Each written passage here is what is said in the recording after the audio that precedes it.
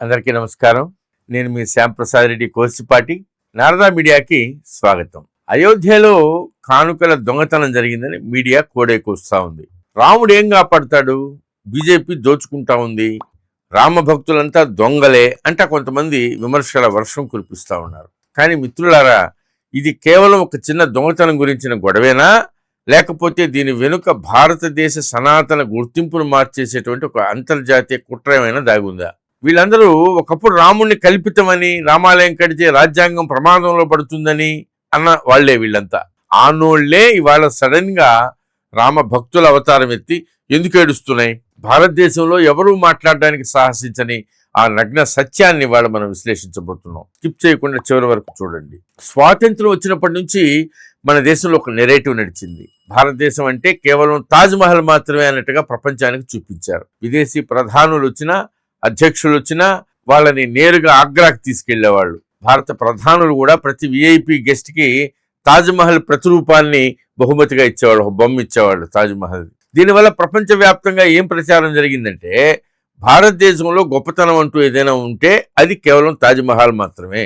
ఇక్కడ ఉన్నటువంటి తిరుపతి బాలాజీ, కాశీ విశ్వనాథుడు, ఖజరహో, బద్రీనాథ్, కేదార్నాథ్, మహాకాల్, మీనాక్షి అమ్మవారి ఆలయాల వైభవాన్ని ప్రపంచానికి తెలియకుండా తొక్కేశారు.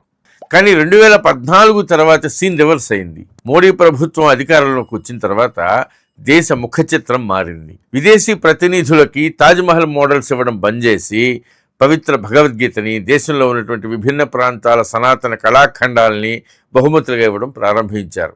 దీంతో ఆ శక్తులలో వణుకు మొదలైంది. అన్నిటికంటే పెద్ద దెబ్బ ఎక్కడ పడిందో తెలుసా?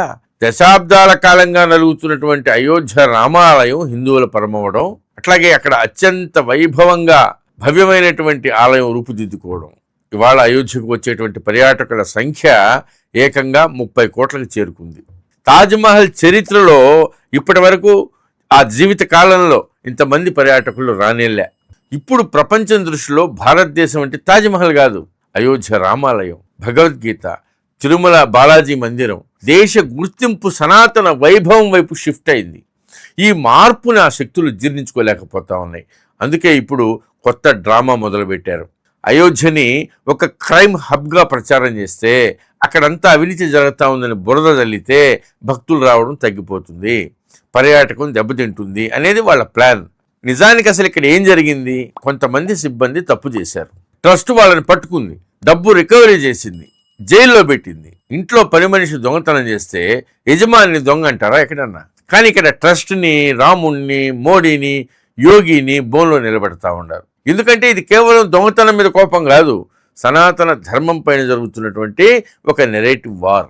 అయితే ఈ ఘటనని సనాతన శక్తులు కూడా గుడ్డిగా ఏం సమర్థించడంలే, తప్పుని తప్పుగా ఒప్పుకుంటూనే పారదర్శకత కోసం డిమాండ్ చేస్తున్నారు. రాష్ట్రీయ స్వయంసేవక సంఘ్ సర్కార్యవాహ దత్తాత్రేయ హొసబళ్ళే గారు ఈ ఘటన పైన తీవ్ర ఆవేదనని వ్యక్తం చేశారు. జూన్ 3వ తేదీన ఆర్ఎస్ఎస్ ఒక అధికారిక పత్రికా ప్రకటన విడుదల చేసింది. హొసబళ్ళే గారు ఏమన్నారంటే, తరతరాల పోరాటాలు, లక్షలాది మంది రామభక్తుల అంకిత భావము, అత్యున్నత త్యాగాల ఫలితంగా నిర్మితమైనటువంటి ఈ దేవాలయం యావత్ హిందూ సమాజానికి గౌరవానికి, భక్తికి కేంద్రం. ఈ నిధుల చోరీ సంఘటన దురదృష్టకరం, యావత్ రామభక్తుల మనోభావాలను ఇది గాయపరిచింది అన్నారు. అట్లాగే ఈ విషయంలో ఆర్ఎస్ఎస్ చేస్తున్నటువంటి డిమాండ్స్, ఆర్ఎస్ఎస్ ఆశయాలు కూడా చాలా స్పష్టంగా ఉన్నాయి. శ్రీరామ జన్మభూమి తీర్థక్షేత్ర ట్రస్ట్ అభ్యర్థన మేరకు యూపీ ప్రభుత్వం వేసినటువంటి సిట్ దర్యాప్తులో దోషులుగా తేలిన వాళ్ళకి కఠిన శిక్ష పడాలి. అట్లాగే ఆలయ నిర్వహణ కార్యకలాపాల్లో ఉన్నటువంటి లోపాలన్నింటినీ సరిదిద్దడానికి ట్రస్ట్ సమర్థవంతమైనటువంటి చర్యలు తీసుకోవాలి.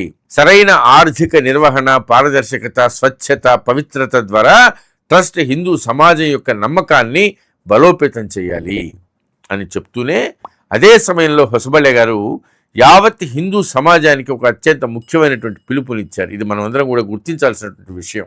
ఈ దురదృష్టకర సంఘటనని ఆసరాగా చేసుకుని హిందూ ధర్మాన్ని, సమాజాన్ని అప్రతిష్ట పాలు చేయాలని చూస్తున్నటువంటి హిందూ వ్యతిరేక, దేశ వ్యతిరేక శక్తుల కుట్రలని మనం అందరం కూడా తిప్పికొట్టాలి అని ఆయన స్పష్టం చేశారు.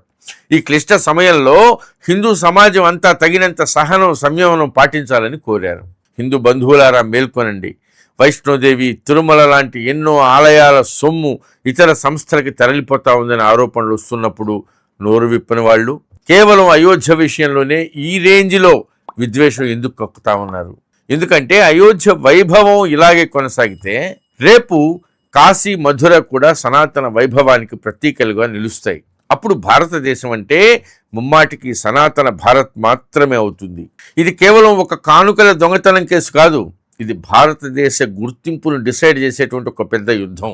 భారతదేశం అంటే రాముడి దేశమా లేకపోతే షాజహాన్ దేశమా అని తేల్చేటువంటి సమయం వచ్చింది. ఈ ప్రచారాల వెనక ఉన్నటువంటి అసలు శత్రువుని గుర్తించండి. ఈ విశ్లేషణ పైన మీ అభిప్రాయాన్ని కింద తప్పకుండా కామెంట్ చేయండి. ఈ నిజం అందరికీ తెలియాలి కాబట్టి ఈ వీడియోని ప్రతి ఒక్కరికి షేర్ చేయండి. ఇలాంటి మరిన్ని ఫ్యాక్ట్స్ కోసం మన ఛానల్ని ఫాలో చేయండి. జై శ్రీరామ్. ఈ వీడియో మీకు నచ్చినట్లయితే లైక్ చేయండి, షేర్ చేయండి, సబ్స్క్రైబ్ చేయండి. మీ అభిప్రాయాన్ని కామెంట్ల రూపంలో తప్పకుండా తెలియజేయండి.